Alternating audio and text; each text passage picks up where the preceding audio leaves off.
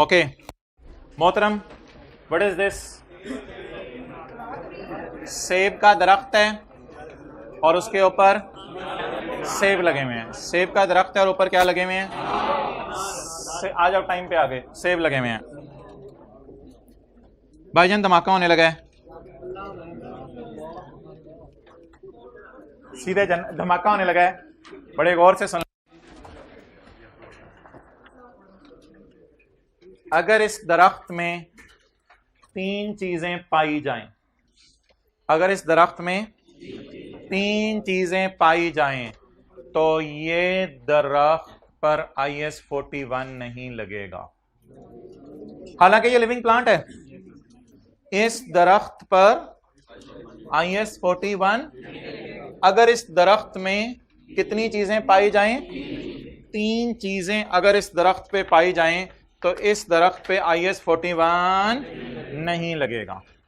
पहली बात, ये दरख्त एग्रीकल्चरल प्रोड्यूस दे, सेब दे रहे हैं। पहली शर्त, ये दरख्त क्या दे? एग्रीकल्चरल प्रोड्यूस दे।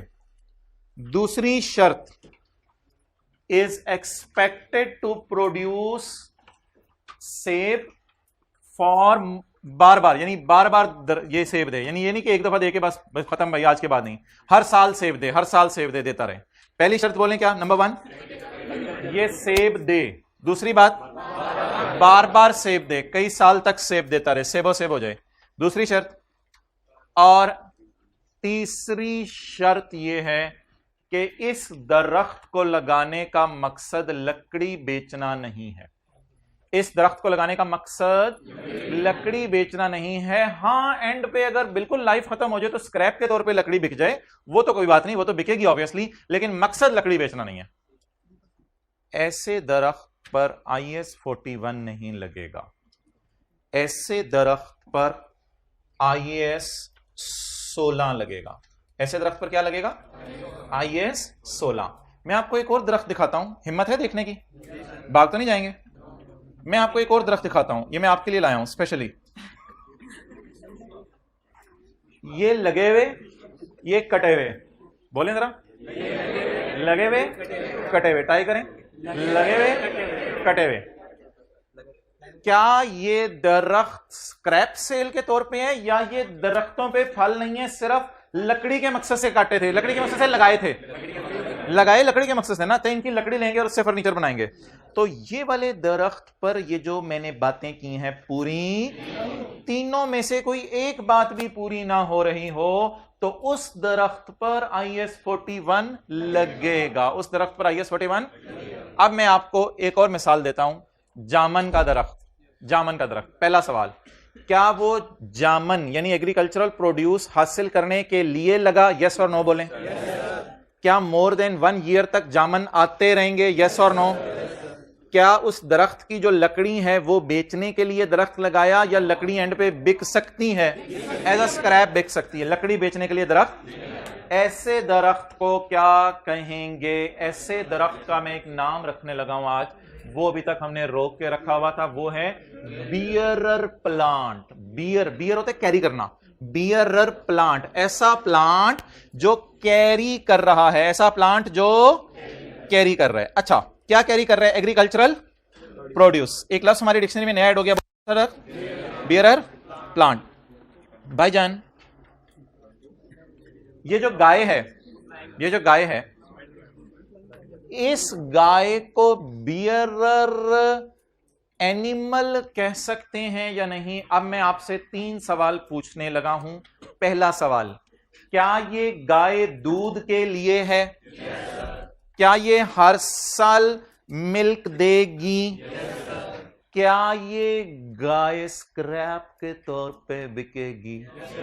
नहीं नहीं नहीं नहीं भाईजान, ये आप पिंड से ताल्लुक नहीं रखते, ये स्क्रैप के तौर पे नहीं बिकेगी। गाय जब भी आप बेचें, 2 3 4 साल 6 साल दूध इस्तेमाल करके बेचें, अच्छी खासी प्राइस देके जाएगी।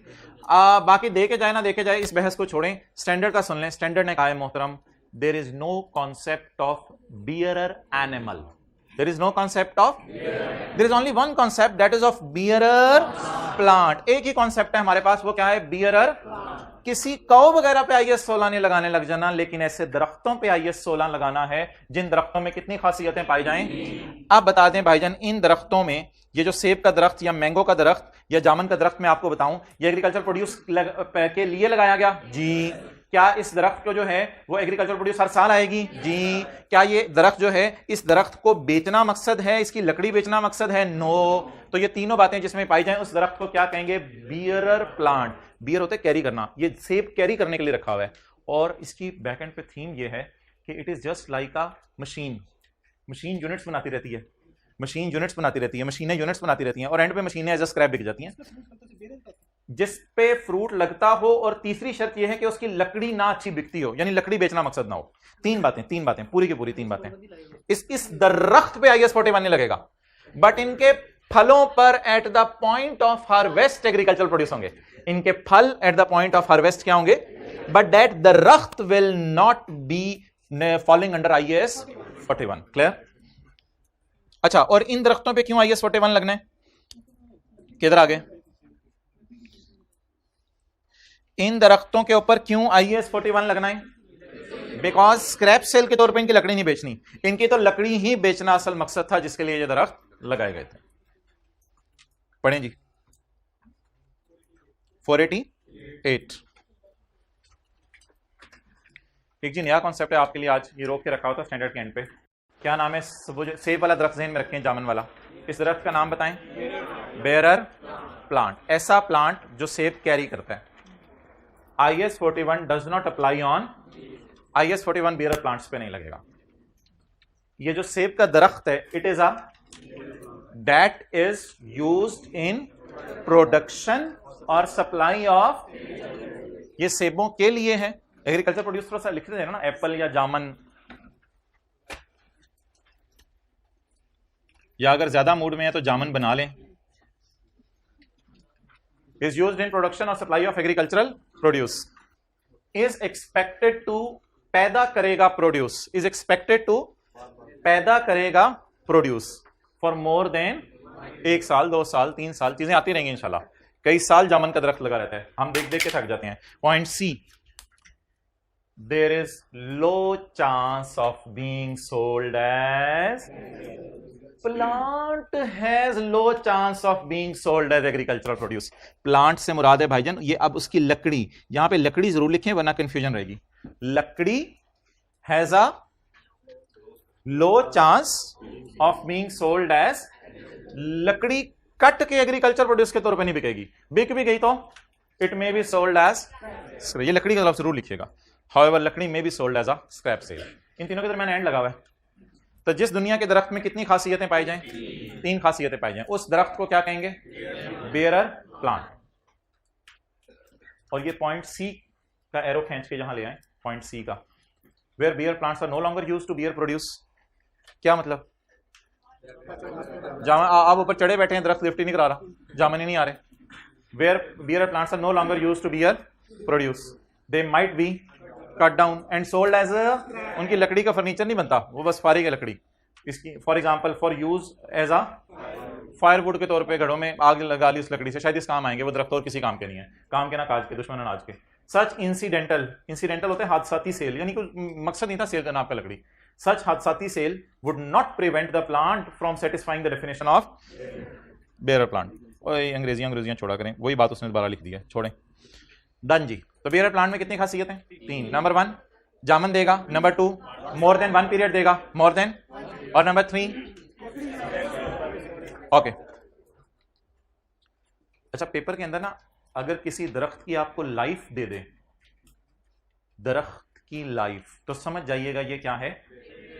उसने ये बात तीसरी लिखी हो या ना लिखी हो, तीसरी बात इंप्लाइड होगी। फिर अगर पेपर में किसी दरख्त की भी क्या दे देना, लाइफ दे दे, तो इसका मतलब है वो कौन सा दरख्त आपसे टेस्ट करना चाह रहे हैं? Bearer plant. अभी हम सवाल करते हैं बेयरर प्लांट का। एक बेयरर प्लांट, बेयरर प्लांट काट दिया जाए तो एज स्क्रैप सेल उसकी लकड़ी बिकेगी ना, वो बस बेयरर प्लांट की लकड़ी बेच देने से भी, जो मैंने इंग्लिश में बात कटवाई है, बेयरर प्लांट की लकड़ी बेच देने से भी कोई फर्क नहीं पड़ता, उसका नाम बेयरर प्लांट ही रहता है। अच्छा, बियर प्लांट्स की examples, mango trees, T bushes दिखाई थी आपको एक क्लास में, टी बुशेस श्रीलंका के जंगल, टी बुशेस झाड़ियां मौजूद रहती हैं, झाड़ियां कई साल मौजूद रहती हैं, मैंने शायद बताया था 25-30 साल उम्र होती है झाड़ियों की, लेकिन उन पे पत्ते उतारते रहते हैं और उससे चाय बनाते रहते हैं। Tea bushes, grape vines and rubber trees. Rubber trees वो जो एक ट्री था उसके ऊपर लेटेक्स निकल रही थी। Rubber trees normally fall under and measure on cost model और after deducting cumulative and cumulative impairment loss. अच्छा, अब ये सवाल अगला ये है कि अगर इन पे पर IS 16 लगाना है तो इन पे IS 16 में डिप्रिसिएशन भी चार्ज करनी होगी। अब जामुन का दरख्त मिसाल के तौर पे उसकी उम्र 40 साल है, 40 साल तक जामुन का दरख्त जिंदा रहता है। अब मैं आपसे एक सवाल पूछता हूं कि जामुन के दरख्त को डेप्रिशिएट कब से करना शुरू करेंगे? अब आपने ये कॉन्सेप्ट समझना है, जामुन के दरख्त को डेप्रिशिएट तब से करना शुरू करेंगे जब वो जामुन देने के काबिल हो जाएगा। जब वो जामुन देने के, मिसाल के तौर पे जामुन का दरख्त है, वो 5 साल तक जामुन नहीं दे रहा। अब अगर वो 5 साल तक जामुन देने के काबिल नहीं है, इतना बड़ा नहीं हुआ कि जामुन दे सके, तो ऐसी सूरत में उसको 5 साल तक वर्क इन प्रोग्रेस टाइप कोई चीज समझ लें, जैसे बिल्डिंग बन रही है तो उसको डेप्रिशिएट नहीं करना। जिस साल माशाल्लाह आप जाएं और कहीं दरख्त बड़ा हो गया, होते जामुन देने लग गया, होते मांजो देने लग गया, होते सेब देने लग गया, तो उस दिन आप कहें भाईजान आप तो मजे हो गए, आज से ऑनवर्ड इसको क्या करना शुरू कर दें? डेप्रिशिएट करना शुरू कर दें। अच्छा, we start depreciation when these are available for choose का मतलब लिखें, जामुन देना शुरू कर दें। छोटा सा पौधा लगाती है तो जामुन नहीं देने लग जाएगा जब से जामुन देना शुरू कर दे। मिसाल के तौर पे 30 साल उसकी उम्र है, 5 साल बाद जामुन देने उसने शुरू कर दिए, अब 25 साल उसकी लाइफ लेंगे आप, ऐसे ही है ना, 25 साल लाइफ लेके उसको डेप्रिशिएट। कॉस्ट ये होगी जितना बीज वगैरह लगाने का खर्चा और कोई उसके ऊपर मेहनत की, ये नीचे बात आ रही है, ये कॉस्ट क्या होगी। ये कुछ चीजें हैं नॉट अ बियर प्लांट, इनको मैं बाद में पढ़ता हूं। ये बात जरा MCQ के एतबार से बड़ी इंपॉर्टेंट है। क्या अलग रहे आपको समझ आ जाए वैसे ही, वो अगर सेव वाली एग्जांपल ज़हन में है, समझ आ गई तो हाथ खड़ा कर दें। हाइब्रिड में सिर्फ एक बंदे ने हाथ खड़ा किया है, फिजिकल में सबको समझ आ गया तकरीबन। Produce growing on bear plant is है सर, ये क्या पढ़ा रहे हैं आप? Produce grown on bear plants is biological asset. Sir ये क्या पढ़ा रहे हैं आप? इसने तो हमारे कॉन्सेप्ट्स की धजियां बखेर दी। आपने ये कहा है कि दरख्त को डालो IAS 16 में, और यहां लिखा हुआ है प्रोड्यूस ग्रोन और bearer plant is biological asset. जी भाईजान, आज एक और कॉन्सेप्चुअल बात समझ लें, सेब जब तक लगा है तब तक जिंदा प्लांट समझा जाएगा, और सेब और उसके अंदर बीज और उसका टहनी जो कुछ भी है वो बायोलॉजिकल एसेट है। और जब सेब कट गया तो कटने के टाइम पर सेब को कहा जाएगा agricultural produce at point of harvest. सुभान अल्लाह बोल ले, सुभान अल्लाह। अश कर उठे, आज तो अखीर हो गई है। ये बात तो आप लोगों ने सोची भी नहीं थी। आप तो सेब को समझते थे एग्रीकल्चरल प्रोड्यूस, लेकिन आज पता चला लगा हुआ और कटा हुआ में फर्क है। अगर सेब अगर सेब एप्पल बायोलॉजिकल एसेट कब तक है? अच्छा, और अगर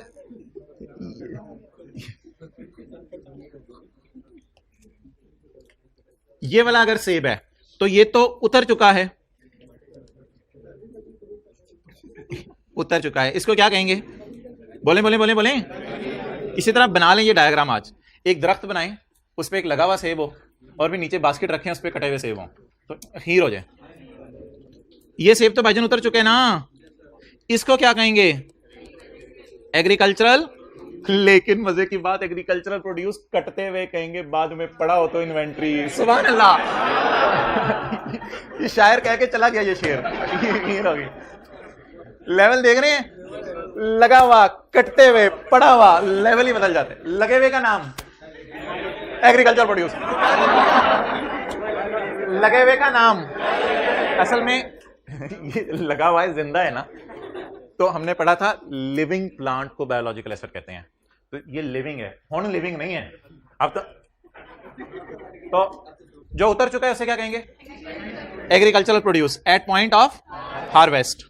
और अगर साल के एंड पे वो पड़ा रह गया तो वो तो आपको पता है, उसे इन्वेंट्री कहेंगे। चलें जी, जल्दी से नोट कर लें। क्या चीज खाने के बाद क्या बनेगा? अच्छा हाँ बोलो। उसी वक्त, उसी अगले लम्हे। हाँ जी अस्सलाम वालेकुम जी। वालेकुम सलाम। अच्छा ये मैं क्लास में हूँ तो देख, मैं क्लास में हूँ, बाद में चलें जी।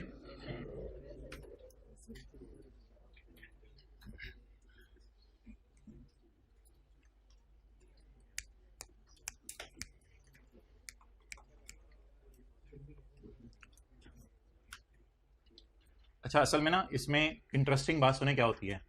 इंटरेस्टिंग बात ये होती है कि 31 दिसंबर को हमारा ईयर एंड आ गया है और अभी फल उतारने का वक्त नहीं आया। अगली बात अब आप मेरे से कर दें, 31 दिसंबर को हमारा ईयर एंड आ गया, अभी फल उतारने का वक्त नहीं आया, अब क्या करेंगे। अब दरख्त भी नजर आ रहे हैं, रोड्स भी नजर आ रही हैं, नीचे कहां कहां शो करेंगे, रोड्स को IS 16, दरख्त नजर आ रहा होगा ये भी IS 16। अब जो फल लगे हुए हैं अभी उतारने का वक्त नहीं आया, इन फलों को बायोलॉजिकल एसेट, क्योंकि दीज आर स्टिल जिंदा apple, these are living apples. तो ये छोटी सी बात लिखी हुई थी जो आप हजरात ने हाथ खड़े किए थे कि आपको समझ आ गई है, मुझे लगता है शायद आप आई है।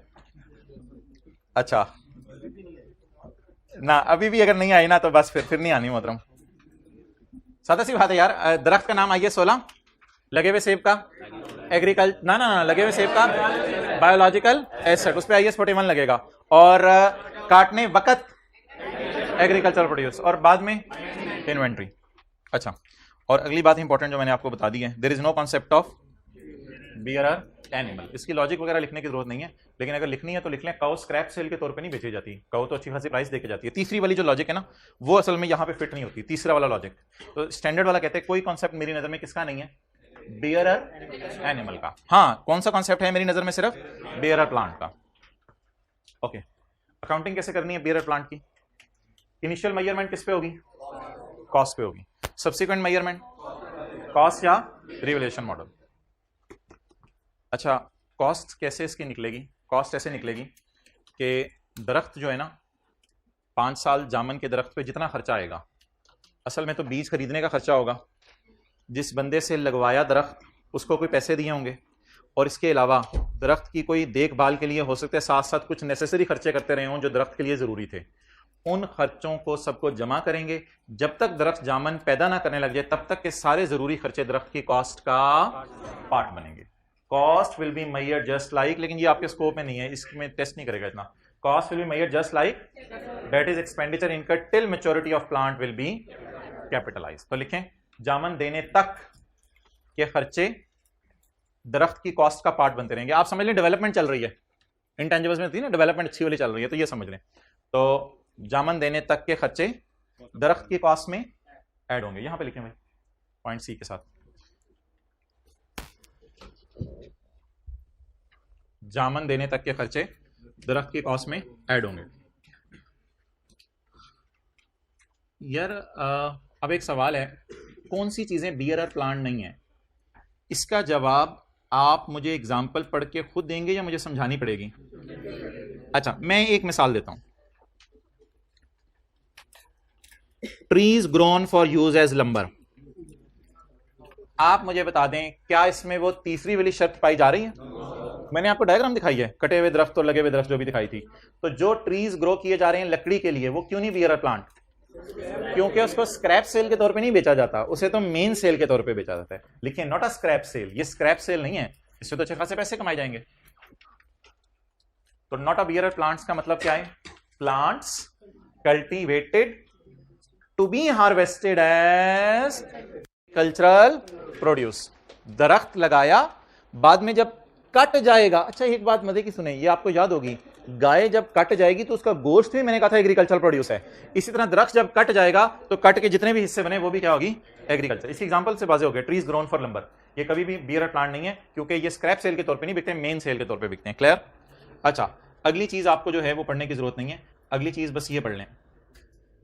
बताएं जी, कोई ऐसा दरख्त हो सकता है दुनिया में जो कि फ्रूट और लकड़ी दोनों के लिए लगाया जाए? मुझे नहीं पता कौन सा दरख्त है, जो भी होगा गूगल पे जाके देखें, वो आपकी मर्जी है, वो दरख्तों के नाम हमारे सिलेबस में नहीं है, ठीक है। कोई ऐसा दरख्त है जो कि फ्रूट और लकड़ी दोनों के लिए लगाया जा सकता है, इसको क्यों नहीं बियरर प्लांट कहेंगे? बताएं बताएं बताएं बताएं, जल्दी बताएं। इसकी स्क्रैप सेल होगी या इसकी भी लकड़ी की मेन सेल होगी? मेन सेल होगी, इसलिए इसको भी बियरर प्लांट नहीं कहेंगे। ओके यार, ये potatoes and wheat, potatoes and wheat.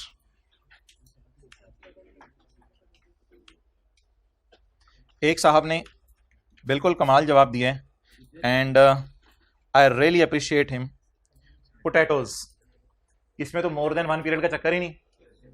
3 शर्तों में से पहली शर्त क्या है कि एग्रीकल्चर प्रोड्यूस दे, चलो वो तो देने के लिए रखा हुआ है, लेकिन ये जो प्लांट लगेगा 5-6 महीने 7 महीने इसकी लाइफ होगी। उसके बाद यहाँ पे आलू के बाद में हम गंदम काश्त कर रहे हो, पता नहीं कोई और चीज लगा रहे हो, मकई लगा रहे हो, कुछ और लगा रहे हो, तो बता दें ये क्या है? ये जो पोटैटो का प्लांट है, क्या ये एक साथ ज्यादा पोटैटो देगा? तो अगर इसको आइए 16 लगाएं इसके ऊपर तो इसकी लाइफ क्या होगी? कोई भी नहीं, साल से ज्यादा लाइफ ही नहीं है। इसलिए पोटैटो प्लांट भी बोलें क्या नहीं है? बेयर प्लांट नहीं है। अब बता दें कौन सी 3 चीजें ऐसी हैं जो बेयर प्लांट नहीं है? जल्दी जल्दी जल्दी। ऐसे ट्रीज जो किस लिए लगाए? लकड़ी के लिए। ऐसे ट्रीज जिनका फ्रूट भी लेना था और लकड़ी भी लेनी थी। और मेज, राइस, पोटैटोज, वीट में कॉमन बात क्या है? इनकी लाइफ 1 साल से ज्यादा। एनुअल क्रॉप्स का मतलब है बस 6, 7, 8 महीने, 10 महीने, साल के अंदर ये फसल काश्त होकर कट भी जाती है, तो इसलिए इनको भी क्या नहीं कहेंगे? बोले बेयर प्लांट नहीं कहेंगे। क्लियर? एक बात पूछ लूं आपसे आखिरी, तैयार है? अगर 31 दिसंबर को ये आलू लगे रह गए तो बायोलॉजिकल एसेट, एक्सीलेंट, बिल्कुल सेब की तरह। अगर ये लगे रह गए और अगर आपने काटे तो at the time of harvest this will be called as, ये बात कितनों को पता चल गई थी खुद ही? ठीक है, अगर लगे रह गए तो जिंदा है ना, अगर लगे रह गए तो जिंदा है, और अगर कट गए तो agriculture produce at the point of harvest. चलें बस छोड़ें इसके, वो इसकी ना ये आपको इंग्लिश पढ़ने की जरूरत नहीं है, ये वाली इंग्लिश ना पढ़िएगा, ऐसे ही कंफ्यूज करेगी, बाकी इंग्लिश बेशक पढ़ लीजिएगा। चलें एमसीक्यू नंबर 16 निकालें। MCQ number 16।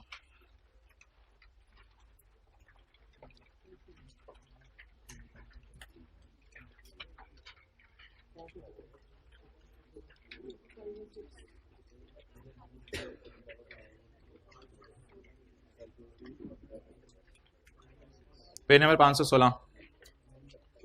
Maria limited bot oil palm garden, oil palm garden जिसमें ऑयल पाम ट्रीज होंगे फॉर ₹150 मिलियन। गार्डन 150 मिलियन का खरीदा है, जिसमें 120 मिलियन की क्या है?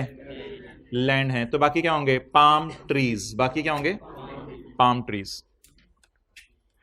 ये लैंड है और ये इसके ऊपर क्या होंगे? Palm trees. Maria bought for 150 million. ये टोटल कितने का खरीदा? इसमें से लैंड के कितने पैसे? 120। तो बकाया बैलेंसिंग बताएं गार्डन के। तो इसका मतलब है लगा लगाया दरख्तों का बाग खरीद लिया। अब तो कॉस्ट बड़ी सी रेडीली अवेलेबल है। अच्छा, the garden is expected to give produce for next 3 years। Life दे दी दरख्त की, यहां से इंडिकेशन मिला करेगी कि लाइफ दे दी दरख्त की। तो अब IS 16 लगेगा, IS 41। हाँ, ये बात वाजे तौर पे नहीं लिखी होगी कि इसकी लकड़ी स्क्रैप सेल है, नहीं है, उस बात में नहीं जाएगा। लाइफ दे दिया करेगा आसानी के लिए, आपको लाइफ दे दी। तो जब लाइफ गिवन है तो इसका मतलब 1 साल से ज्यादा ये फायदा देगा। तो इसका मतलब है फिर इसकी कॉस्ट को 3 सालों पे क्या करें? डेप्रिशिएट करें। बिफोर रीप्लांटेशन प्रोसेस, रीप्लांटेशन से पहले the garden is agriculture produce for next 3 years। फिर 3 साल बाद दोबारा प्लांट लगाने पड़ते हैं और दोबारा उनको उगाना पड़ता है, वो भी लंबा काम है। तो 3 साल बाद इनकी लाइफ है, 3 साल तक ये खत्म हो जाते हैं दरख्त। Okay, 31 December 19। अच्छा, पहले जरा एंट्रीज करवा दें, ये कम जनवरी 19 को खड़े होके। क्या चीज? अगर 3 साल वाली बात ना लिखी होती तो फिर हम इस दरख्त के बारे में ये कह सकते थे कि शायद लकड़ी के लिए, हमें तो पता नहीं, क्योंकि हमें नहीं पता कौन से दरख्त लकड़ी के लिए होते हैं, कौन से नहीं होते, और ना पेपर में ये एक्सपेक्टेड है। तो फिर हम मजबूरन इसको IS 41 ही लगाते और क्या करते हैं। अच्छा चलें जी, यकम जनवरी 19 की एंट्री बताएं, जल्दी जल्दी, हिम्मत करें। यकम जनवरी 19 की बोलें बोलें बोलें बोलें, हिम्मत। लैंड डेबिट कितने से? 120 से। लैंड कहां जाएगी? IS 16 में जाएगी लैंड। आगे बियर प्लांट कर दें इसको, पाम ट्री कर दें, जो मर्जी कर दें, पाम ट्री। IS 16 लगेगा ना इस पे, तो PP या बियर प्लांट भी नाम रख सकते हैं इसका। और कैश क्रेडिट कितने से 150, नोट करें खरीदने की एंट्री।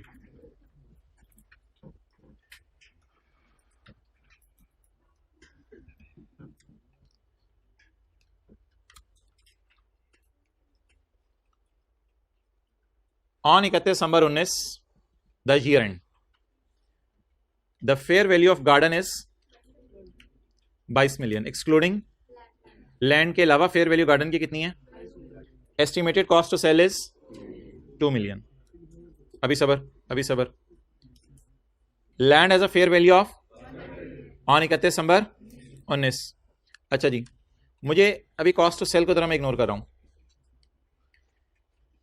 इसकी फेयर वैल्यू बताएं साल के एंड पे कितनी हो गई है? ये मैं एंट्री का हिस्सा नहीं है, समझाने के लिए बता रहा हूं। इसकी fair value 22, cost to sell अभी मैंने काट दिया। अच्छा, ML यूजेस कॉस्ट मॉडल, हंसे ML यूजेस फेयर वैल्यूज दे के, बंदर का करतब दिखा के फेयर वैल्यूज दे के हमें क्या करें? वी आर यूजिंग, और शहजादे चाचू कॉस्ट मॉडल अगर यूज कर रहे हैं तो फिर IAS 16 में भी फेयर वैल्यूज किसी काम की नहीं है। पहले मुझे बता दें इन दोनों पे लग क्या रहा है? IAS 16 में कॉस्ट टू सेल तो काट ही दी ना मैंने। IAS 16 has nothing to do with cost to sell, but अगर IAS 16 में रिवैल्यूएशन मॉडल लगता तो चीजें किस पे जाती? फेयर वैल्यू पे जाती। अभी फेयर वैल्यूज को भी बड़े कॉन्फिडेंस से 130 और 22 को काट दें। वाई? धमाका हो गया ना नीचे। We are using the 4 items falling under IAS 16। IAS 16 वालों के लिए कौन सा मॉडल यूज करें? And fair value less cost to sell model for items falling under IAS। चाचू हमारी IAS 41 वाली आने के लिए कोई चीज ही नहीं है। हमारी IAS 41 वाली कोई चीज ही नहीं है। कहता है IAS 41 वालों पे मैं लगा रहा हूं क्या? Fair value less cost to sell.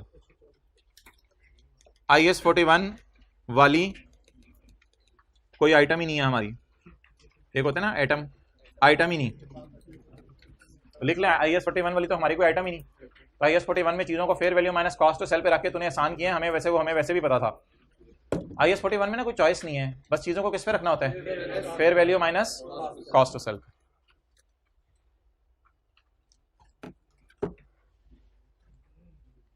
Okay, अब भाईजान सवाल है उसका, what is the total amount of non current assets to be present? Non current assets to be present, non current जो बायोलॉजिकल, नॉन करंट मतलब IAS 16 एट 31 दिसंबर 2019। बता दें जी।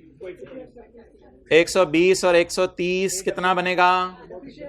एक एंट्री होगी मोहतरम 31 दिसंबर 19 को, जिसकी लाइफ गिवन है। Depreciation debit, accommodation credit. Cost बोलें, लाइफ,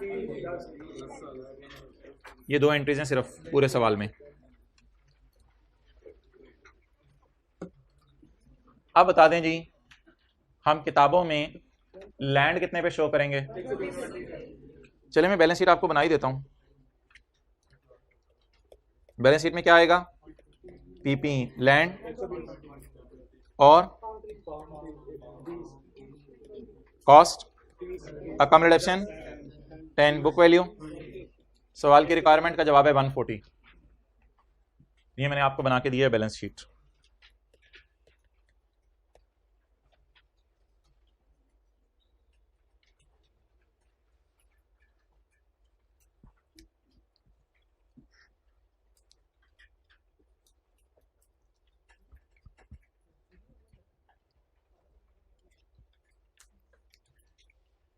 क्लियर? ओके,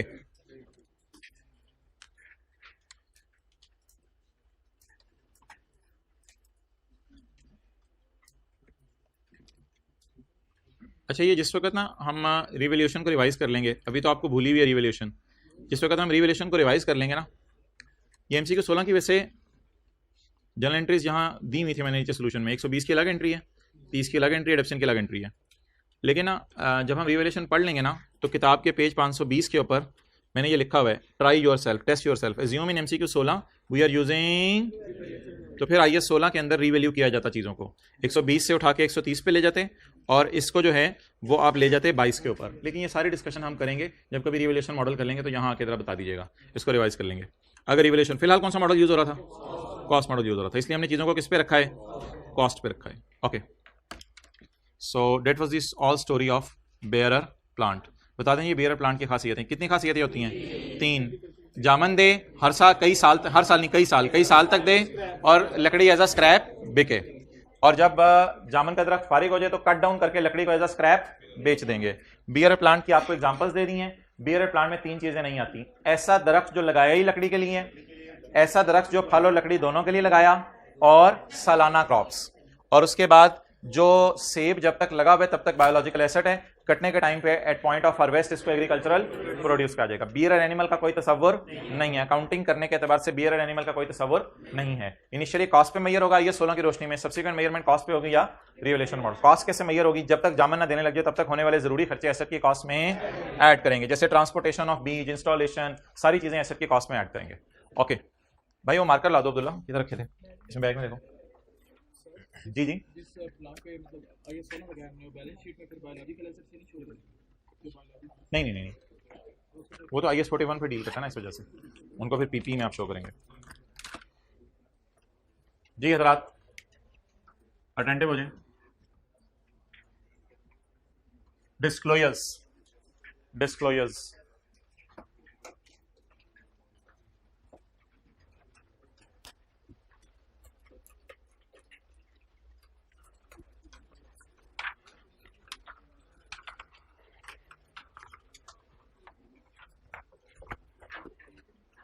नोट एक लीजिएगा, करना हुआ तो पहले जरा समझ लें।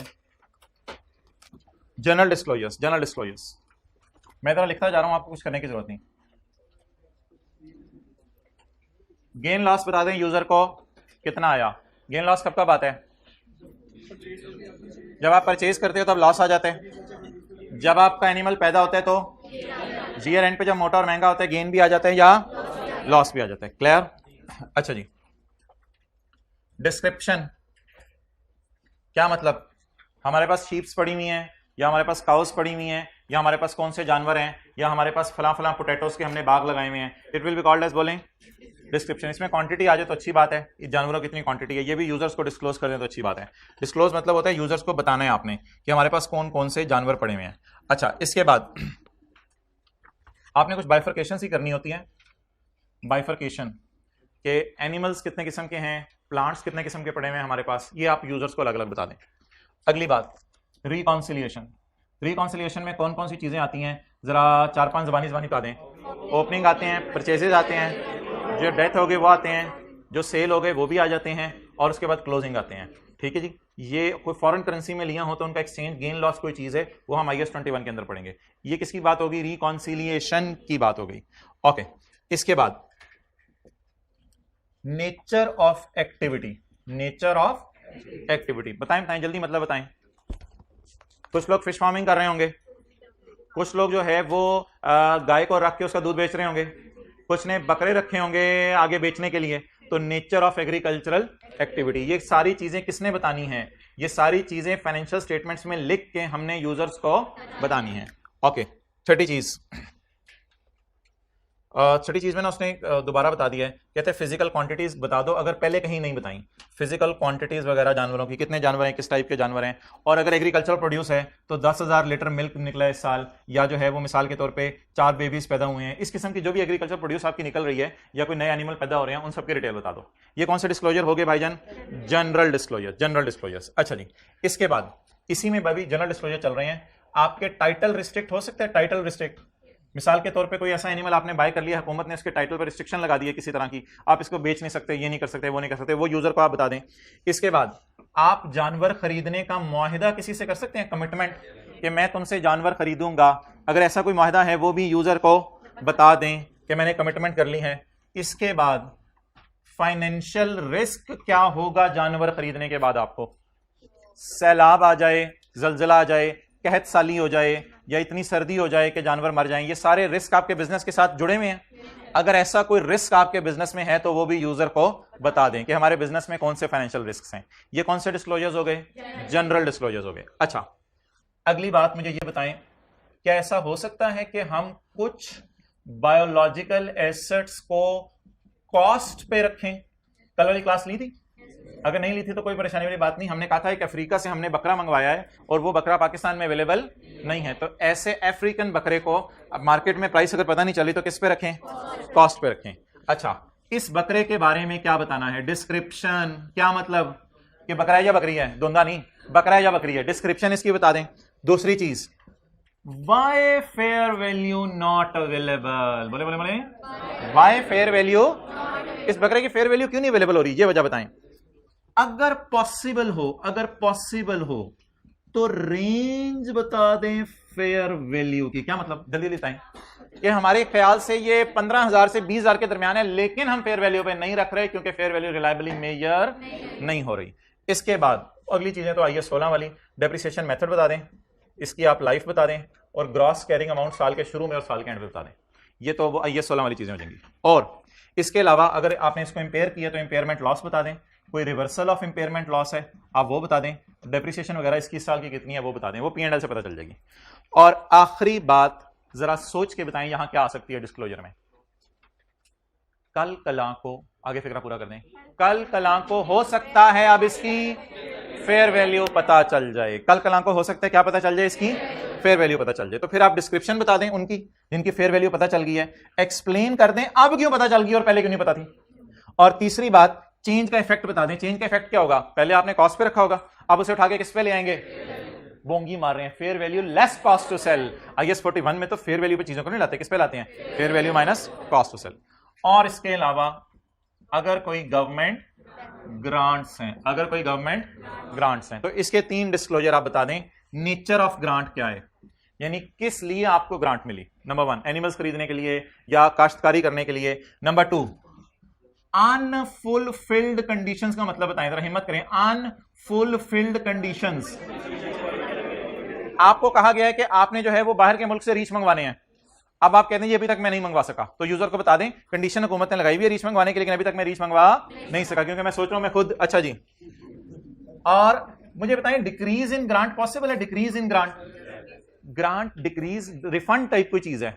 अगर आप कंडीशन पूरी ना कर सके तो ग्रांट पैसे हुए हुए आपके पास पड़े रहेंगे या वापस करने पड़ेंगे, वापस करने पड़ेंगे। अब मोटे मोटे डिस्क्लोजर बता दें, जो बंदा भी एग्रीकल्चर का कारोबार कर रहा है वो सबसे पहले जनरल डिस्क्लोजर देगा, फिर ऐसे जानवरों के बारे में डिस्क्लोजर देगा जिनकी फेयर वैल्यू पता नहीं चल रही, और फिर अगर गवर्नमेंट ने उसको ग्रांट दी है तो उसके बारे में डिस्क्लोजर देगा। ठीक है, अब क्या क्या डिस्क्लोजर देगा, जानवरों पे गेन लॉस कितना आया, कौन से जानवर पड़े हुए हैं, किस किस किस्म के जानवर हैं, ओपनिंग वैल्यू क्लोजिंग वैल्यू कौन सी है, नेचर ऑफ एक्टिविटी आपकी क्या है, फिजिकल क्वांटिटीज वगैरह क्या है जानवरों की या एग्रीकल्चर प्रोड्यूस की, आपके टाइटल पे कोई रिस्ट्रिक्शन तो नहीं लगी हुई, फ्यूचर में जानवर खरीदने का आपने वादा कर लिया है और उस जानवरों के साथ कोई रिस्क अटैच है वो बता दें।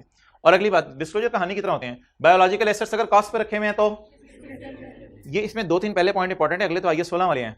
क्या, कौन कौन से, कौन सा जानवर है, नंबर 2 फेयर वैल्यू क्यों नहीं पता चल रही, और नंबर 3 पॉसिबल रेंज के जिसमें ये जानवर बिक सकता है फेयर वैल्यूज की। गवर्नमेंट ग्रांट्स में नेचर, अनफुलफिल्ड कंडीशन और डिक्रीज इन ग्रांट। हाँ, फिर वापस करनी पड़ेगी ताकि बताएं अभी तक फुलफिल नहीं हुई शो कर दें, लेकिन जिस वक्त वापस करनी पड़े फिर उस वक्त बता देंगे वापस कर दी है। पूरी बात करें ना, डिस्क्लोजर्स निकालें जी। यार तस्वीर खींचने की जरूरत नहीं, हाईलाइटर एक पकड़ लो किसी तरह साथ वाले से आज तो माशाल्लाह ये अच्छे भाई हैं, ये पहले से डिस्क्लोजर निकाल के बैठे होते हैं, बल्कि मुझे लग रहा है मैं घर से हाईलाइट करके आया हूँ, अखीर हो गई है। पेज 493, पता नहीं मैं घर में पढ़ा रहा था, पेज 493, पेज 493। आप लोग भी घर से एक दिन पहले वाला पढ़ के आते हैं ना, पिछला पढ़ लें, बड़ी बात है। Lecture pending online. अच्छा, general disclosure, an entity shall disclose the aggregate gain और लॉस। अच्छा, कुछ दिन गुजर जाते हैं ना, 12-13 दिन बच्चों के में, सर वो जो डिस्क्लोजर है ये यानी क्या, इनका करना क्या, पेपर में क्या करेंगे इनका, यानी ये पढ़ तो लिया हमने, समझ भी आ गया, लेकिन फिर भी यानी क्या क्या इनका, तो फिर कुछ थोड़ा सा। अच्छा भाई, उसमें जो IAS 38 है ना, उसके तो किसी हद तक हमने डिस्क्लोजर बनाए हैं, लेकिन IAS 41 के डिस्क्लोजर ज्यादा बनाने को आपको आ नहीं सकते। एक ही डिस्क्लोजर बनाने को आता है जो हम क्लास में डिस्कस किया था, वो कौन सा वाला है, रिकॉन्सिलेशन वाला, रिकॉन्सिलेशन वाला आ सकता है। बाकी कोई खुदा ना खास्ता बात आगे आने का चांस नहीं, जो बात सवाल में लिखी हुई वो एज इट इज इंग्लिश में उठा के लिख देनी है, और ये बातें हम ना आने वाले स्टैंडर्ड नेशनल में रिवाइज करेंगे तो बातें जरा हो जाएंगी। फिलहाल सिर्फ एक लिस्ट जहन में रख लें कौन कौन से डिस्क्लोजर होते हैं, ये भी आपने याद नहीं करनी, पैरा 40, पैरा 43, पैरा 41 स्टैंडर्ड का, उनमें सारी चीजें अवेलेबल है। An entity shall disclose the aggregate gain or loss arising during the period on initial recognition and from the change in fair value. N entity shell give a description, narrative और quantified. Narrative अंग्रेजी में लिखे जानवरों के नाम, quantified कितने जानवर हैं, of each group of beef cattle अलग, डेयरी कैटल अलग, फ्रूट ट्रीज अलग, व्हीट प्लांट्स अलग, इन सब के बारे में अलग अलग बता दें। एक ना चीज मैंने छोड़ी है, ये मैंने कल करवानी है। अच्छा जी, एन एंटिटी इज इनकरेज का क्या मतलब है? ये डिस्क्लोजर जरूरी है या इनकरेज कर रहे हैं सिर्फ?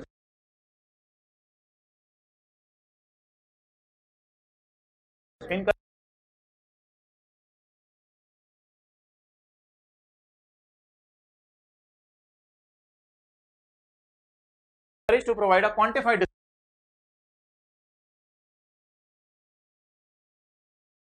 डिस्क्रिप्शन। क्वांटिफाइड डिस्क्रिप्शन दे दे तो बहुत ही अच्छी बात है। साल के शुरू में जानवर कितने थे, एंड पे कितने, क्वांटिटीज दे दे तो बड़ी अच्छी बात है।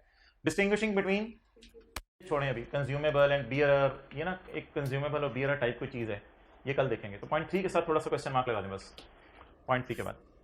अच्छा भाईजान, रिकंसिलिएशन में क्या क्या आता है? कई दफा बनाई है हमने 3-4 सालों में। गेन लॉस आता है। ओ धमाका, separate disclosure for physical and price change is encouraged but not required. मतलब बताएं इसका, सेपरेट फिजिकल चेंज और प्राइस चेंज का डिस्क्लोजर, जिसपे सबसे ज्यादा दिमाग की फिरकी घूमी थी हमारी, वो कहते बना दो तो ठीक है, नहीं बन रहा तो खैर है। लेकिन पेपर में लिखा होगा फिजिकल और प्राइस वाला बनाएं, तो फिर फिजिकल और प्राइस वाला बनाना पड़ेगा। तो पेपर में जब फिजिकल और प्राइस का लफ्ज लिखे क्वेश्चन में, तब फिजिकल और प्राइस चेंज अलग अलग कीजिएगा। वो याद है लंबे से इधर लिखी थी उम्रें बार बार, 2 साल का हमारा जानवर, किसी का जानवर, हमारा जानवर, किसी का जानवर, जानवर ही आ गए थे, हमारा जानवर, किसी का जानवर। तो वो वाला काम आपने कब करना है बोले? जब आपका दिल चाहे। Separate disclosure is encouraged but not, लेकिन गेन लॉस जरूर बताने आपने, परचेजेस जरूर बतानी है, सेल जरूर बतानी है, हाईलाइट करें साथ वाले के रजिस्टर पे, जबरदस्त। हार्वेस्टिंग आपने जरूर बतानी है। बिजनेस कॉम्बिनेशन क्या होता है?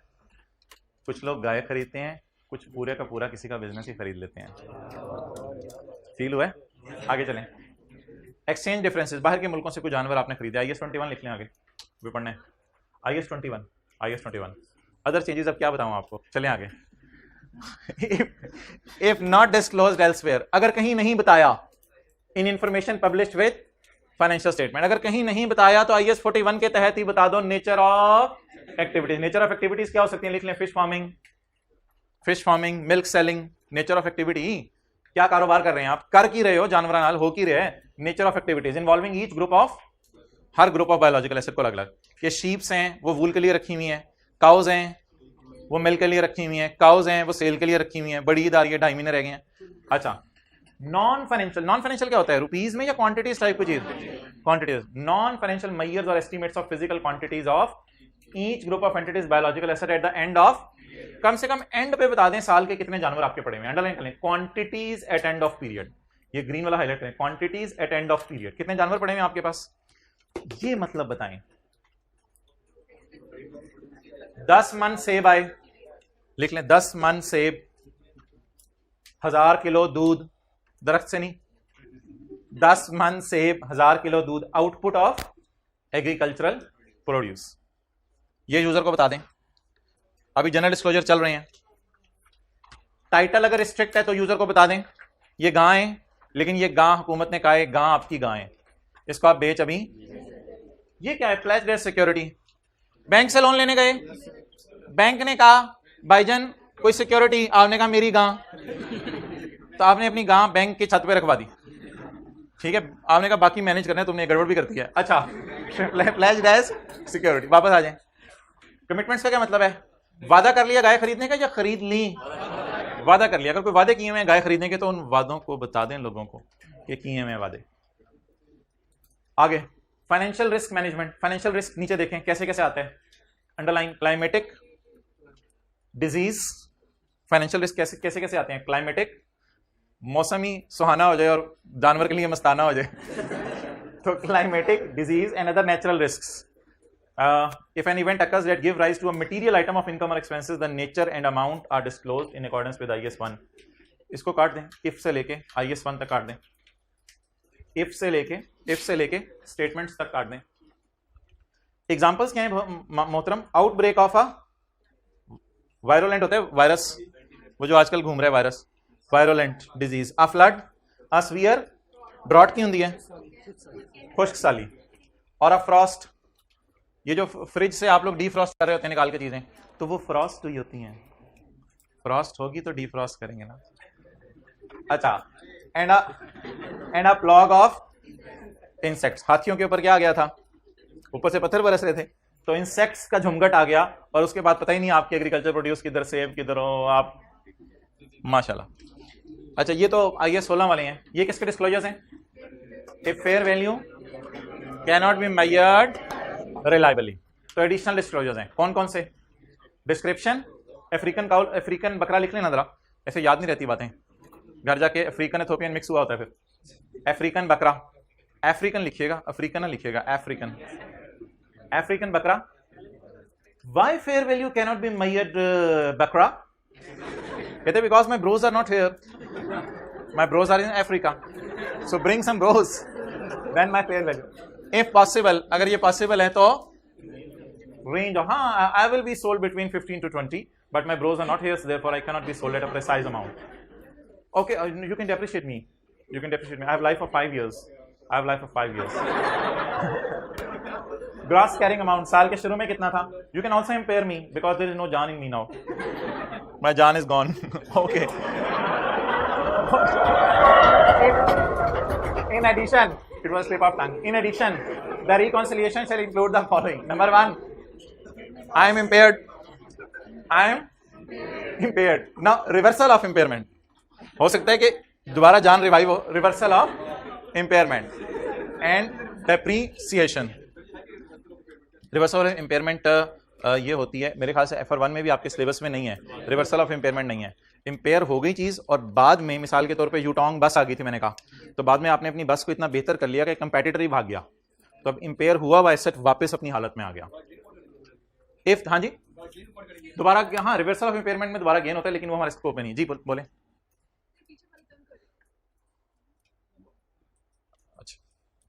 If the fair value of biological assets, अच्छा ठीक है, अटेंटिव हो जाओ इधर, मैं देखता हूँ। If fair value of biological assets previously measured at cost, if fair value of biological assets previously measured at cost now becomes available, मतलब बताएं, अब अवेलेबल है, पहले अवेलेबल नहीं थी, अब अवेलेबल है।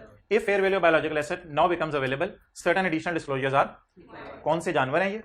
Explanation of why fair value has become reliably measurable, अब क्योंकि ब्रोज उसके आगे है ना पाकिस्तान में, and the effect of change, और अब चेंज का इफेक्ट क्या होगा, लिखें, अब आप कॉस्ट से fair value less cost to sell पे लेके जाएंगे, लिखें, अब आप कॉस्ट से fair value less cost to sell पे लेके जाएंगे।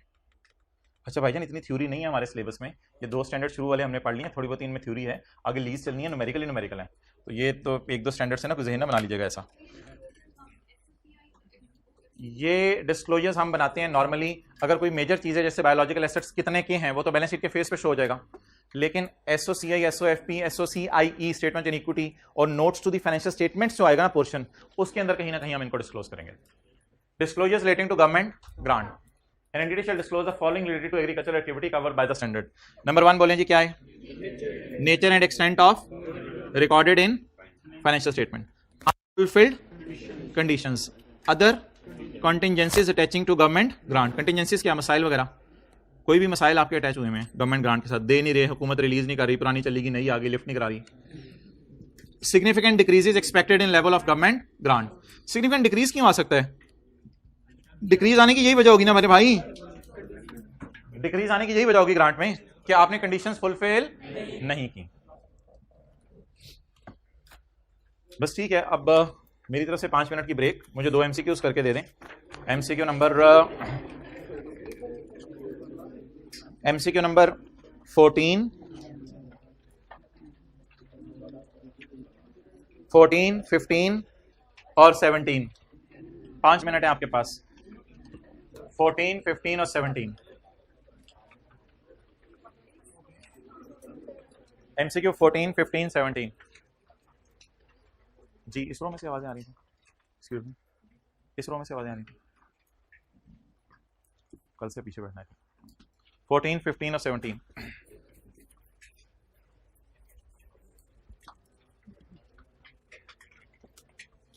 कैलकुलेटर पकड़े ना, तो जल्दी हो जाएगा।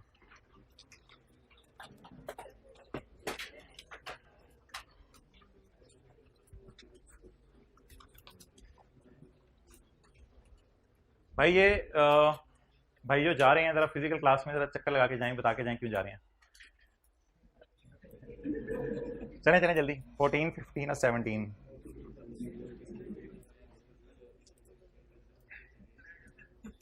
वो इंतजार कर रहा है, सवाल कर।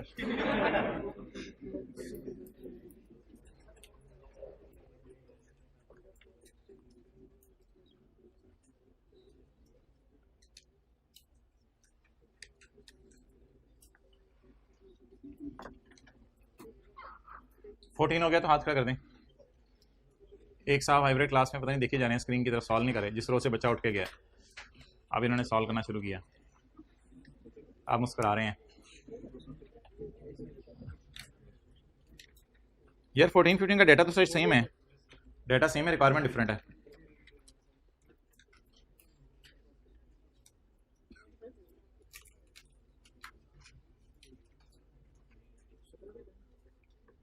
वो लिमिटेड स्टार्टेड बिजनेस ऑन जगह अप्रैल 2015। बिजनेस का पहला साल है।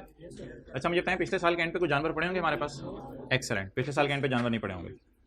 ऑन जगह April WL purchase a flock of sheep for ₹100 million. ये कॉस्ट भी होगी, फेयर वैल्यू भी होगी। फेयर वैल्यू होगी, फेयर वैल्यू, कॉस्ट भी होगी, ये फेयर वैल्यू भी होगी। At year end the flock was valued at 120। साल के एंड पे इसकी फेयर वैल्यू कितनी है? Every time the animal are sold there is a 5% commission fee payable to district municipal corporation. अब आप मुझे बता दें जी, यकम अप्रैल 15 को जानवर खरीदने की entry, biological asset debit, cash credit. लेकिन भाईजान कैश क्रेडिट आउटफ्लो से होगा और बायोलॉजिकल एसेट मेजर होगा 100 minus 5% of 100, 90। Any confusion? Clear? देख लेना यार। Every time animal are sold there is a 5% commission. तो भाईजान ये वो जो सोल्ड वाला था वही तो जाता था ना। वो आप डायग्राम कहां बनाई थी?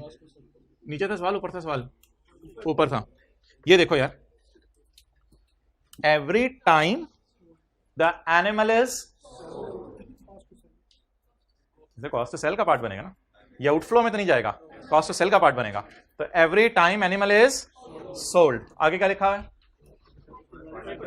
यस, समझ आ गई बात? तो ये तो अच्छा हो गया, वैसे सवाल हमने कर लिया तो कुछ को मसला था मुझे लग रहा है। तो बताइए, is it cost to sell और is it a cost of purchase? Cost to sell. कैसे पता चला? Every time animal are bought, every time animal are outflow में डालने, कॉस्ट टू सेल में डालने। एक्सेलेंट, आउटफ्लो में नहीं डालना, कॉस्ट टू सेल में डालने। कल वाली क्लास में बात हुई थी, fair value minus cost to sell. जी बैलेंसिंग बता दें। 5 का क्या आ गया? लॉस। कितने लोगों ने ये एंट्री की थी? एंट्री मांगी नहीं थी, एंट्री तो मांगी नहीं थी, लेकिन सही ना, एंट्री कर लेनी चाहिए थी जरा समझने के लिए। No further sheeps were purchase during the year. During the year wool sheared, वो जो पहले दिन वीडियो दिखाई थी, वूल शीयर्ड या detached, wool sheared had a fair value less cost to sell of 8 million. इसकी एंट्री बोलें। वूल डेबिट कितना? 8। अगला, साल के एंड पे ये जानवर कितने का हो गया? तो और every time it is sold a commission of, तो अब वो वर्किंग करेंगे, वर्किंग 3 टाइप, एक दफा हमने इसका नाम रखा था, ईयर एंड गेन और loss. Opening 0, purchase, closing, fair value minus 5% of 120। खाली लिख दूं 5%, मसला तो नहीं? कितना जवाब आ गया? 114। गेन 19।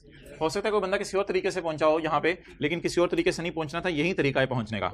अब 19 रुपए की एंट्री बताएं। चलें जी, नोट कर लें यार, 1 मिनट में दे रहा हूं आपको, एंट्रीज नोट करें, सुस्ती ना करें इन चीजों में। छोटे छोटे एमसीक्यूज हैं, लेकिन कॉन्सेप्ट इसमें बड़े अच्छे से छुपे हुए हैं। नहीं यार, तरीके से लेके चलो ना एक ही चीज। एमसीक्यूज के जल्दी करने के लिए वो फिर अलग बातें हैं, वो मैं करता हूँ, रिक्वायरमेंट पढ़ के देखता हूँ, लेकिन तरीके से लेके चलो। काम थोड़ा लेंथी हो जाए, लेकिन अब जो प्रोसेस है उससे ना हटें अभी। जी वालेकुम सलाम। हाँ जी उससे पहले पहुंच जाए। अच्छा, अब सवाल की रिक्वायरमेंट तो मैंने पढ़ी नहीं, सवाल की रिक्वायरमेंट पढ़ लेते हैं। At what amount flock of sheep would be presented in, यार इधर देखें सारे, आपने कुछ भी नहीं करना था, आपने पूरे डेटे में से ना 120 माइनस 5% कर देना था बस। कितना आ गया? 114। तो I totally agree with you कि एमसीक्यू में डाटा बहुत ज़्यादा दिया हुआ था जो कि देने की ज़रूरत उसे नहीं थी। अच्छा, मेरे से भी ये पेन इस वक्त लिख नहीं रहा, इसको मैं रिस्टार्ट करना पड़ेगा। 120 माइनस 5% कितना आ गया? 114। अगले सवाल का मेरे ख्याल से डाटा 100% सेम है, 100% सेम है, लेकिन उसमें रिक्वायरमेंट क्या है? Calculate the total income in respect of agriculture activity. तो इनकम टोटल यानी टोटल बताएंगे या उसमें तीनों चारों को नेट करेंगे? ये कंट्रोल ऑल डिलीट दबाते हैं आप लोग? ऑल्ट F4 तो छोटी कमांड है, कंट्रोल और डिलीट उसका बाप है, पता होगा आपको। बड़ी मेहरबानी, ना हो तो फिर देसी तरीका तो है ही। बिस्मिल्लाह। अच्छा, नहीं बंद हो रहा, क्या करें आप?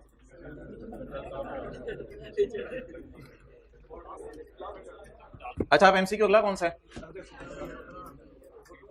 वो कर लें। अगला कौन सा बताया मैंने? 17 मजे का, वो करें।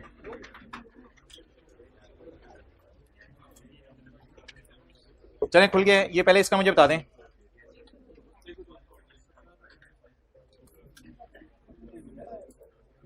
$15 का 5 रुपये नुकसान। कैलकुलेटर पे लिखें -5 + 8 + 19 22।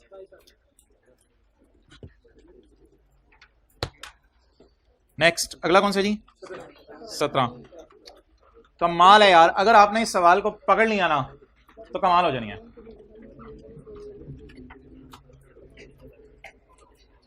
$17।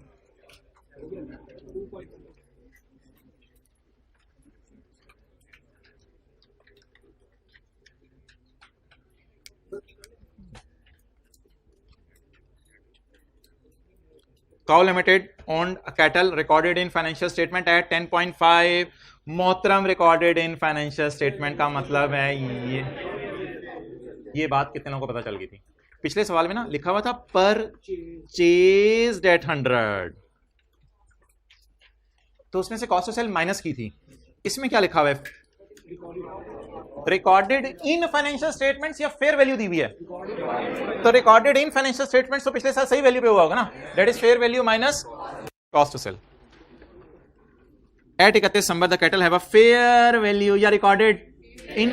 रिकॉर्डेड का मतलब खाली रिकॉर्डेड नहीं, रिकॉर्डेड इन फाइनेंशियल स्टेटमेंट्स। तो रिकॉर्डेड इन फाइनेंशियल स्टेटमेंट का मतलब है ये पिछले साल की बैलेंस शीट थी 10/5। If CL sold the cattle, if CL sold क्या होता है? कॉस्ट टू सेल या आउटफ्लो? Cost to sell. अगर आज बेचे तो कितने % कमीशन देना पड़ेगा? P&L में गेन कितना जाएगा? ओपनिंग बोलें, क्लोजिंग 13 यार बस कर दें, इंटू 98%। आप बड़े हो जाएं, 13 इंटू 98%, 12.74, 2.24। ओके,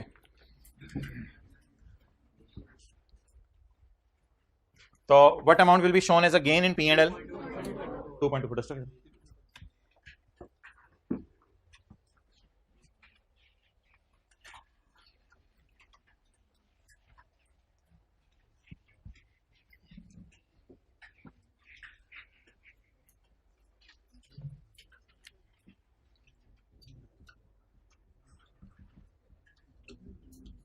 गवर्नमेंट ग्रांट को कितने किस्म की पड़ी थी? 2 किस्म की। नंबर 1 कंडीशनल और अनकंडीशनल। कंडीशनल का क्या मतलब था? कोई शर्त अटैच थी, और अनकंडीशनल का मतलब था कोई शर्त अटैच नहीं थी। अच्छा,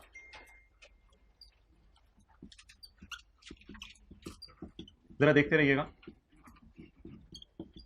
गवर्नमेंट ग्रांट आपको किसके लिए मिल सकती है? For biological asset, not for biological asset.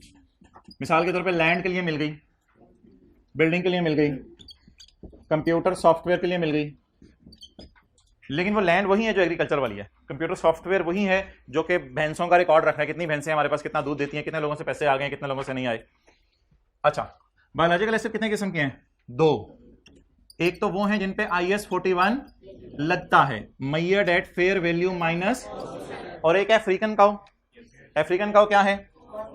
बोलें बोलें बोलें, measured at cost, measured at cost. अब सवाल ये राइज होगा कि जो IAS 41 जो हमने गवर्नमेंट ग्रांट्स पढ़ी हैं कल, वो कौन सी वाली हैं? वो ये वाली नहीं है, क्योंकि इन पे IAS 20 लगता है। ये हमने जो कंडीशनल अनकंडीशनल पढ़ी है ना, वो ये वाली ग्रांट्स हैं जिन पे कौन सा स्टैंडर्ड लगता है? IAS 41। इसमें फिर कल हमने देखा था कि ग्रांट कौन कौन सी हो सकती है, कंडीशनल या अनकंडीशनल। तो IAS 20 कितने लोगों ने पढ़ा हुआ है? सबने पढ़ा हुआ है FR 1 के अंदर। तो IAS 20 गवर्नमेंट ग्रांट्स है। वो किसको डील करता है? वो डील करते हैं ऐसे बायोलॉजिकल एसेट्स को जो कॉस्ट पे पड़े हुए हैं, या बायोलॉजिकल एसेट्स के अलावा अदर एसेट्स भी होते हैं ऑर्गेनाइजेशन के पास, उनको डील करता है। और गवर्नमेंट ग्रांट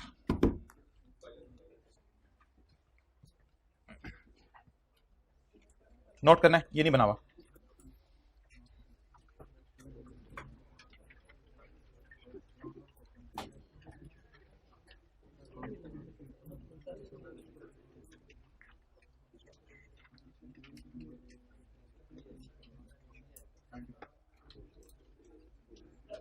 पेज 492 पे बना लो ना, 492 पे कहीं बना ले।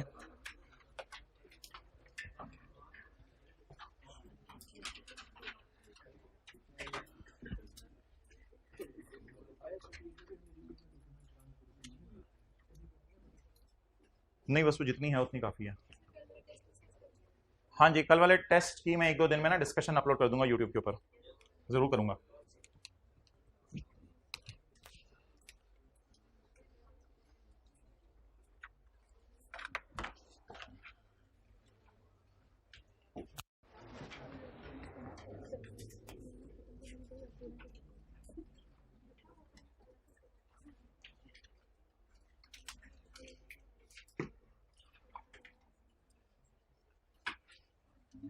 ओके,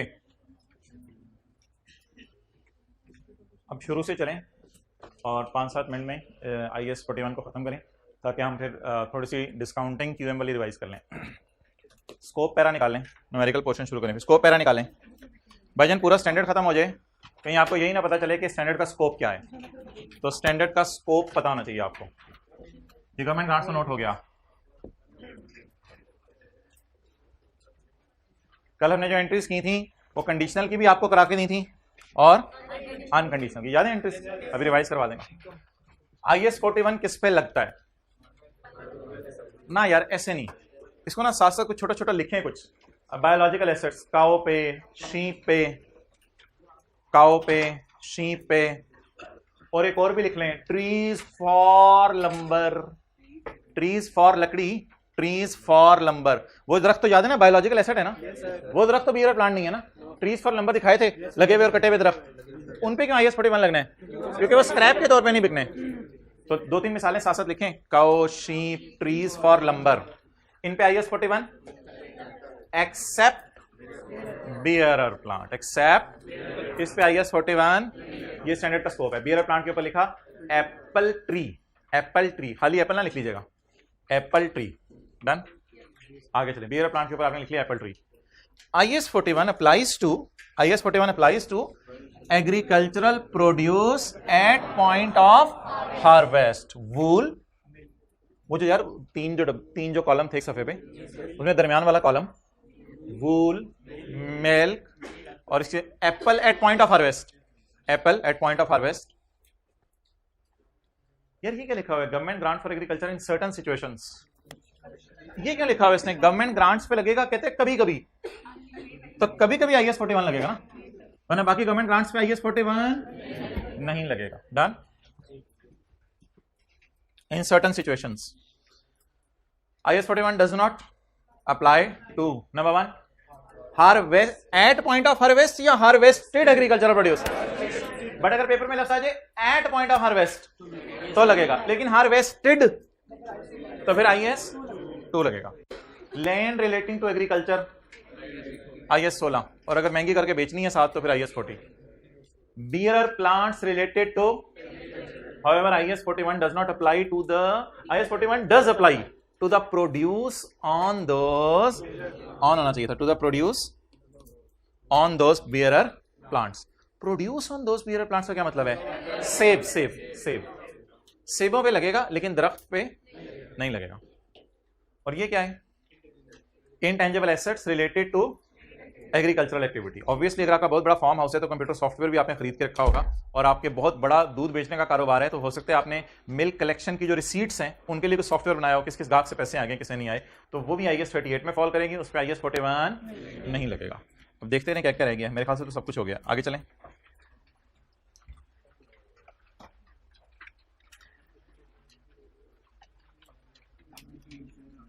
कमाल हो गया, सब कुछ हो गया। गवर्नमेंट ग्रांट्स में ब्रेक मारे, गवर्नमेंट ग्रांट्स में ब्रेक मारे।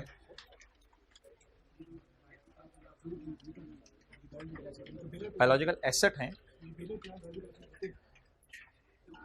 लेकिन वो नहीं लग रहा, इस पे IAS 41 नहीं लगता जी। बायोलॉजी गवर्नमेंट ग्रांट्स का कौन सा पेज है? 492।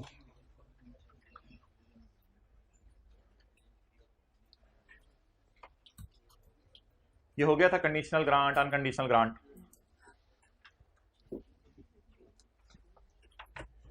एक कल आपसे बात की थी कि हुकूमत ने आपको 5 साल के लिए ग्रांट दी, ठीक है जी, तो ये 5 साल तक आपने जो है वो मैंगो काश्त करने हैं मिसाल के तौर पे। तो आप एंट्री करेंगे कैश, डेबिट, लायबिलिटी, क्रेडिट, और पहले साल के एंड पे आपने मैंगो काश्त कर लिए। बड़ा इंपॉर्टेंट सवाल है, एंट्री इंशाल्लाह 100% बच्चे आप में से बताएंगे जो एक सोया हुआ है वो मिला के। अच्छा, गवर्नमेंट ने आपको ग्रांट दी कि आप क्या बनाएंगे? 5 साल तक मैंगो काश्त करेंगे। पहले साल के एंड पे आपने मैंगो काश्त कर लिए, बताएं क्या एंट्री करेंगे? Liability, debit, income, credit. क्या गवर्नमेंट ये शर्त लगा सकती है कि 5 साल तक मैंगो लगाओ तो तुम्हें ग्रांट मिलनी है, वरना मिली भी वापस ले लेंगे? एक ये बात हो सकती है। दूसरी बात मैंने कल की थी, वो क्या थी? जैसे जैसे मैंगो लगाते रहोगे वैसे वैसे तुम्हारा ग्रांट पे राइट बनता रहेगा। जैसे जैसे मैंगो लगाते रहोगे वैसे वैसे तुम्हारा ग्रांट पे राइट बनता रहेगा। फिर हम लायबिलिटी को आहिस्ता आहिस्ता इनकम में डालेंगे या एंड पे इनकम में डालेंगे? आहिस्ता आहिस्ता इनकम में डालेंगे। लेकिन अगर गवर्नमेंट ने कहा 5 साल तक मैंगो काश्त करो और 5वें साल के एंड पर जब तुमने काश्त कर दिया फिर तुम्हें जो है वो इस ग्रांट को तुम्हारी हो जाएगी, वरना हम तुमसे वापस ले लेंगे, फिर इस एंट्री को डेफर करेंगे। कोई एंट्री नहीं होगी, कोई एंट्री नहीं होगी, कोई एंट्री नहीं होगी, क्योंकि चौथे साल भी मैंगो बनाने बंद कर दिए ना, ये पूरा 5 आपको वापस करना पड़ना है। तो फिर 5वें साल के एंड पे आप वेट करेंगे और एक ही दफा एंट्री करेंगे, लायबिलिटी, डेबिट, फिर सारी इनकम 5वें साल बुक होगी। फिर ये नहीं कहना कि मैचिंग कॉन्सेप्ट वायलेट हो रहा है, इस किस्म के चक्रों में नहीं सोचना, बस फिर 5वें साल के एंड पे, क्योंकि ट्रांजैक्शन की रियलिटी फिर ऐसी है। तो गवर्नमेंट ग्रांट कितने किस्म की हो सकती है? 2 किस्म की। कंडीशनल में बता रहा हूं 2 किस्म की हो सकती है। कंडीशनल मींस एक ये कि जैसे जैसे तुम वो काम करते रहो वैसे वैसे ग्रांट तुम्हारी, फिर 5 एंट्रीज होंगी, liability, debit, income, credit, liability, debit, income, credit. और दूसरी ऑप्शन एग्जैक्ट 5वें साल के बाद जो है वो तुम्हें इसका राइट होगा। पढ़ी इंग्लिश। पार्शियल रिकॉग्निशन, पहले ये इंग्लिश पढ़ लें सारी। If a government grant relate to a biological asset measured at fair value less, if a government grant relate to a measured at, इसके ऊपर IAS 41 लगना, including when a government grant requires an entity not to engage in specific activity. यार ये क्या होता है not to engage in specific activity? Grant देते हैं, ये भी कह सकते हैं कि तुमने सेब नहीं उगाने, इसके अलावा जो मर्जी उगा लो, ये भी तो कंडीशन है एक तरह की। An entity shall record the government grant in P&L when and only when the condition attaching to grant are met। अब वो कंडीशन किस तरह मेट होती है बने 2 तरीके बताएं। पार्शियल रिकॉग्निशन, थोड़ा सा रिकॉर्ड कर लें। Terms and conditions of government grant very.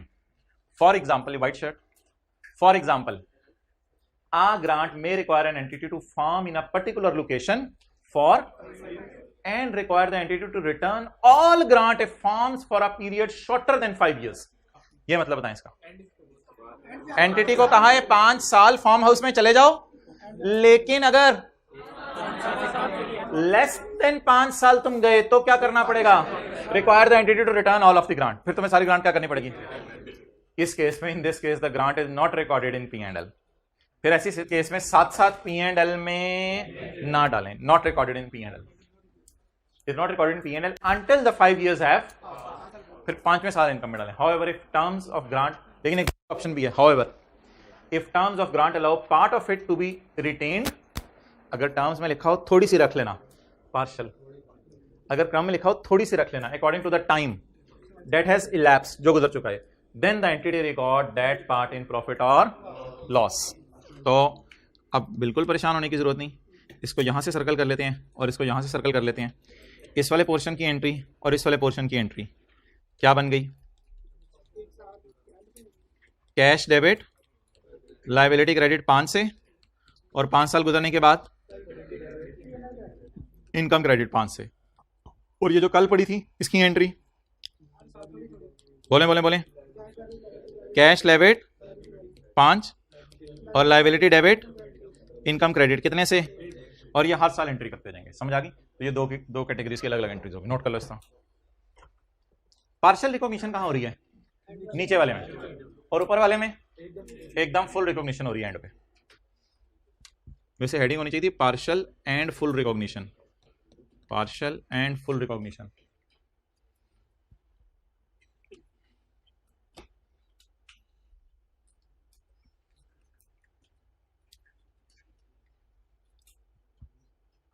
Okay, biological asset measured at cost and bearer plants, bearer plants भी यहां डाल दें, बियरर प्लांट्स भी इधर डाल दें लैंड के साथ। बियरर प्लांट, इस डायग्राम को बेहतर कर लें, बियरर प्लांट। बियरर प्लांट पे भी क्या लगेगा? बियरर प्लांट तो वैसे ही कॉस्ट पे पड़ा होता है ना, तो उस पे तो IS 20 लगेगा। If the biological asset has been measured at cost, African cows में फौरन लाया करें, पेपर में भी लानी है, या अफ्रीकन बकरा। If the biological asset has been measured at cost और it is a bearer plant, then the requirements of IS 20 should be applied। ठीक है जी, अल्हम्दुलिल्लाह स्टैंडर्ड खत्म हुआ। ये 2-3 कुछ पैरा रह गए हैं, ये मैं इंशाल्लाह कल पढ़ाऊंगा। 2 MCQs रह गए थे, वो कर लें। दो ट्रू फॉल्स और दो ट्रू फॉल्स रह गए ना यार, वो कर लें। कितने हैं? 8 हैं, 8 थे टोटल, 3 ही रह गए यार, 2 रह गए हैं। हद होगी, 6/6 नंबर लिए थे लोगों ने, हाथ खड़ा करें। 6/6 वाले कौन से थे? 6/6 नंबर लिए थे। अब 2 नंबर रह गए लेने वाले, वो 2 नंबर ले लें। अच्छे बच्चे 2 नंबर ले लें। कौन सा रह गया? 2 भी रह गया। और IS 41 does not apply on bearer plant. पहले इतनी सी बात पढ़ के बताएं, यस और no. IS 41 does not apply on bearer plant, बिल्कुल, क्योंकि कौन सा स्टैंडर्ड लगता है? IS 16। हाउएवर IS 41 इतने बूथा, जिन्होंने नीचे किया था उनको बूथा कहा जाता है, आप लोग तो माशाल्लाह अच्छे बच्चे हैं। हाउएवर IS 41 अप्लाइज ऑन सेब ग्रोइंग ऑन। अब ये पूरी बात ट्रू है, कोई इसमें गलती नहीं, ट्रू है। कल भी ट्रू कर दी थी, पढ़े बगैर ही। VII। अच्छा, अब मेरी बात मजे की सुने। कुछ बच्चे ऐसे पढ़ेंगे, all government grants related to biological asset are accounted for under IS 41, उनको समझ नहीं आएगी। और कुछ पढ़ेंगे ऑल नहीं, ऑल गवर्नमेंट ग्रांट्स नहीं, ऑल तो ये है, ऑल तो ये है ना, all government grants related to biological are accounted under IS। ये बात तो गलत है। ऑल अकाउंटेड ग्रांट्स या सर्टन, वो जो स्कोप पैरा था उसमें क्लास लिखा हुआ था सर्टन वाला, तो सर्टन गवर्नमेंट ग्रांट्स या all government grants? Certain government grants. Clear? Okay, दूसरा दो।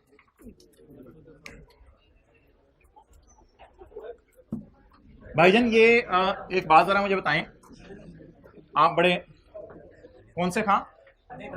फन्ने खां।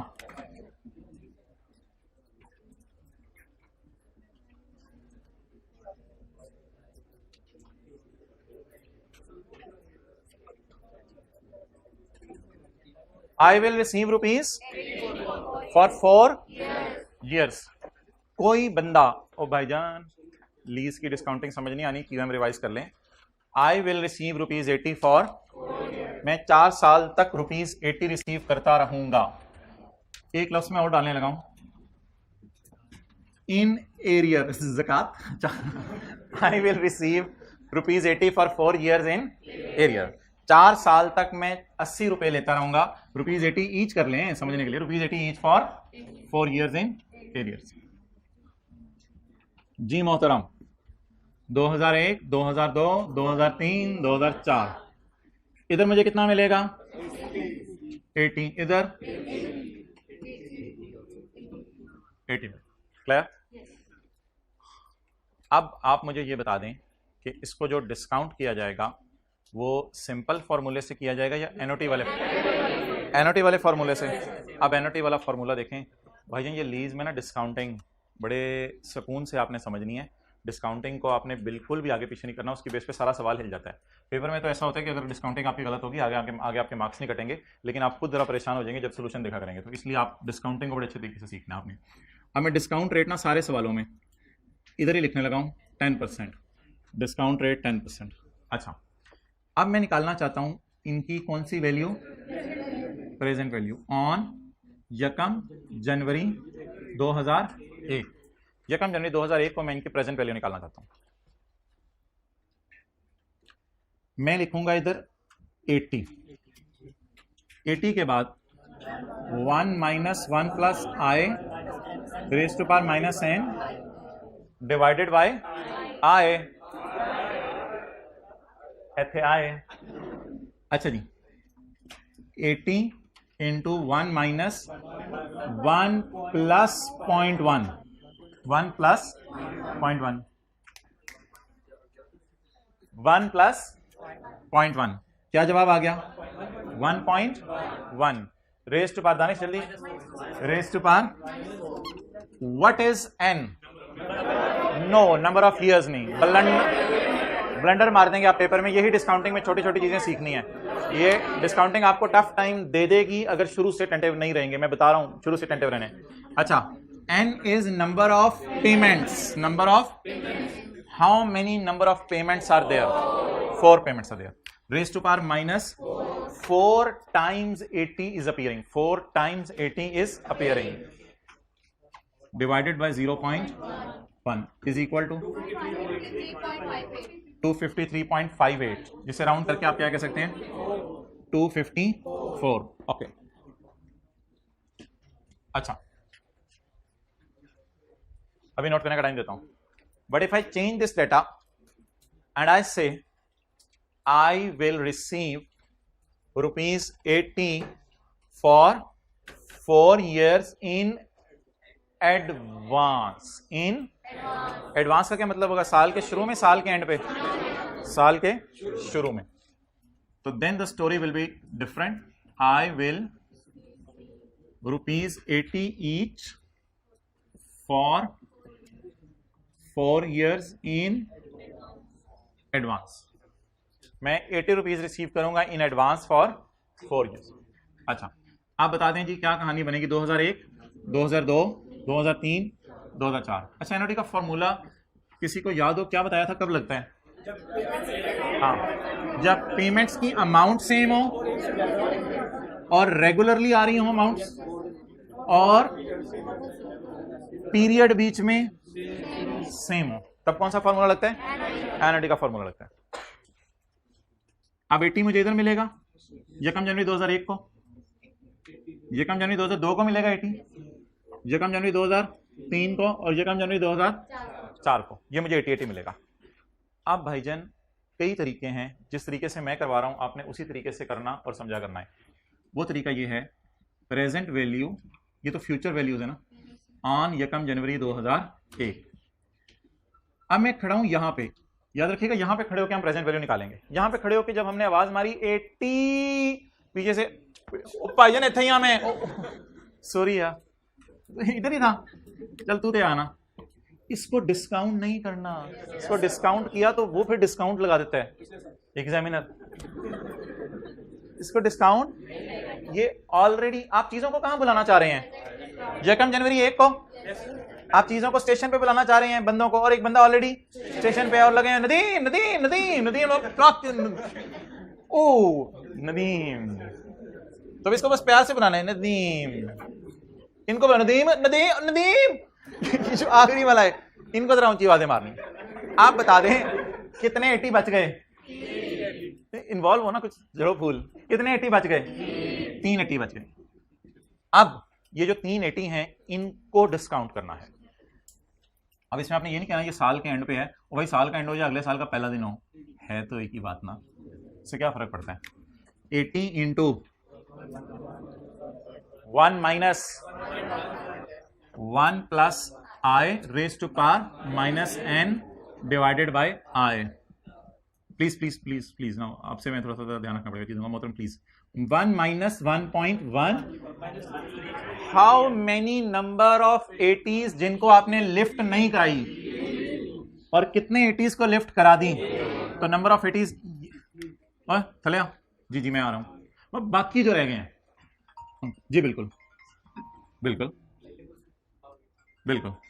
अच्छा तो बाकी कितने रह गए? डिवाइडेड बाय 0.1 चलें इज इक्वल टू कर लो।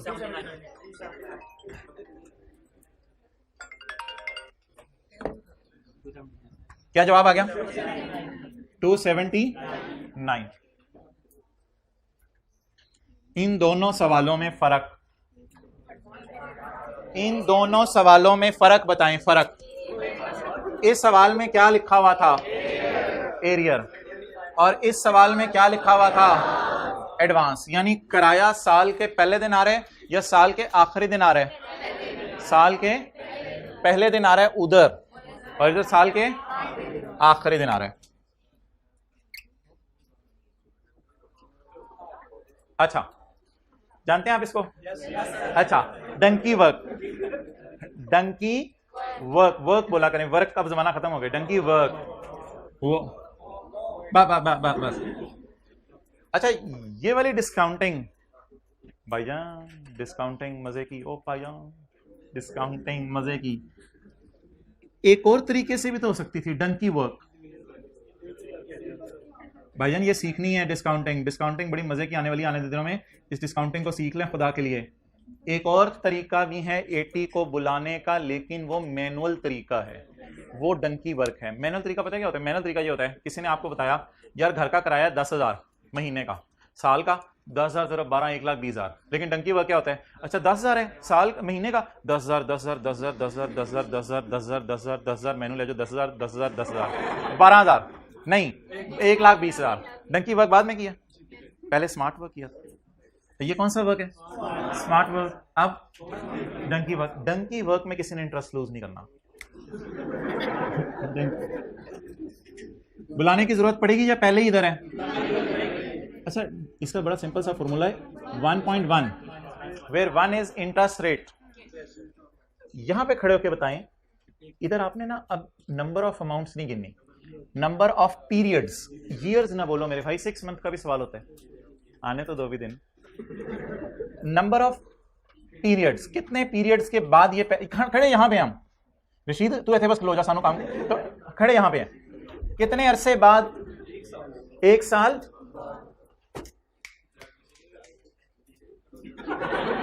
Raise to power minus 1। ये किस वाले 80 को डिस्काउंट कर लिया? अब किसकी बारी?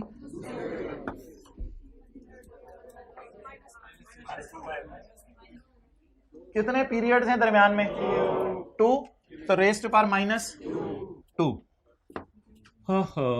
Plus 80 into 1. ये कौन सा वाला 80 है? ये वाला था, ये वाला था, और ये छुटकू वाला, ये वाला 80। कितने अरसे हैं दरमियान में? पकड़ लें, 1 2 3 पीरियड्स हैं दरमियान में। Raise to power minus 3, calculator हाथों में हो, धमाका होना है, प्लस 80, थोड़ी सी लाइन बनाए जगह बना, 80 इंटू 1.1, हिम्मत करें 1. Raise to power minus 4, 1 3 4 number of periods हैं दरमियान में। रेज टू पावर माइनस, जिन जिन के कैलकुलेटर पे 254 आता जा रहा है वो जाते जाए। मुझे क्या आया कैलकुलेटर पे?